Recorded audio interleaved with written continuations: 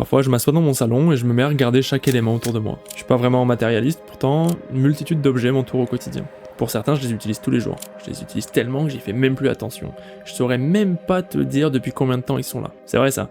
C'est fou cette manie qu'on a de plus se rendre compte des choses qui nous entourent. Et c'est en prêtant attention aux détails que je commence à me rendre compte. Mon chargeur de téléphone, ma gourde, une lampe, mon réveil, tous ces objets que j'utilise tous les jours sans même m'en rendre compte. Pourtant, j'ai bien dû interagir avec eux et tous les autres des centaines, voire des milliers de fois. Aujourd'hui, ça me semble normal. Mais parfois, il m'arrive de prendre un instant pour reprendre conscience de la magie qui entoure notre monde. Il a fallu tant de siècles d'évolution pour en arriver au jour où je peux aujourd'hui recharger un espèce d'amassis de pièces de haute technologie qui me permettent de rester en contact avec mes proches, de m'informer et de me divertir, tout ça en tenant dans ma main. Elle est pas belle la vie? Aujourd'hui, quand je rentre chez moi, j'appuie sur un bouton et je peux voir dans l'obscurité.